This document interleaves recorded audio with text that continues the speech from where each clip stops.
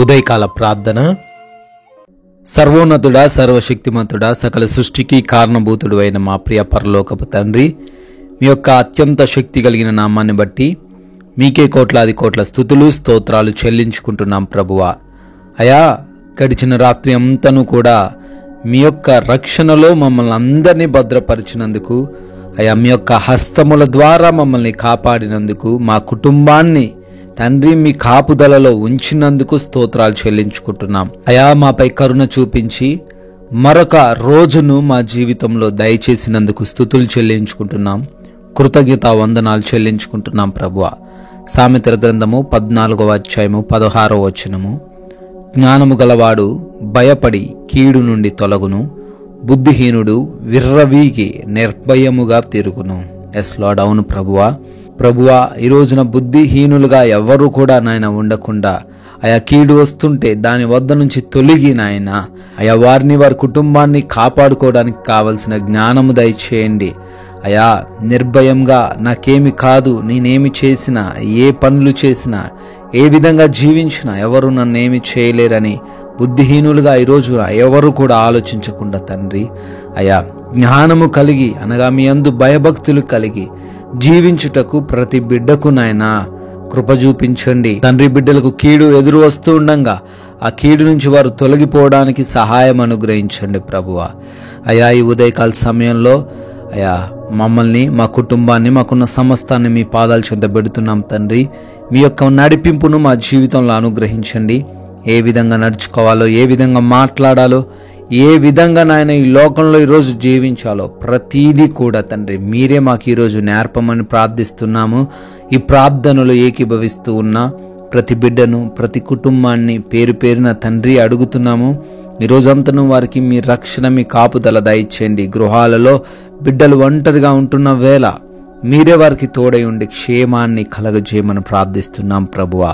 తండ్రి, ఈరోజున మా పనులు ప్రారంభించబోతుండగా ఆయన మా పనులన్నిటినీ తండ్రి మీ సన్నిధికి తీసుకొని వస్తుండగా ప్రభువా, అయా మేము చేస్తున్న మా పనులలో మాకు వృద్ధిని కలగచేయండి.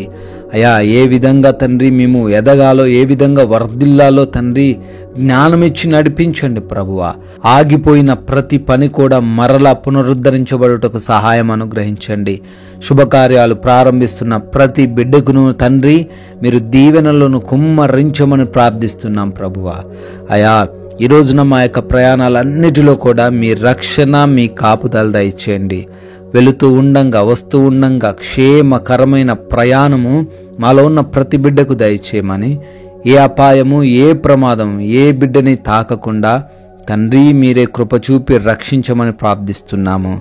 అయినా ఈ రోజున ఏ బిడ్డ కూడా ఆకలితో అలమటించకుండా, అనారోగ్యంతో బాధపడకుండా, ఆర్థికంగా తండ్రి చిక్కుబడకుండా ప్రభువా ప్రతి బిడ్డకు తండ్రి సమృద్ధిని కలగచేయండి. సంపూర్ణ ఆరోగ్యంతో నింపండి. సంతృప్తి కలిగిన జీవితమును ఈ రోజున ప్రతి ఒక్కరికి అనుగ్రహించండి తండ్రి.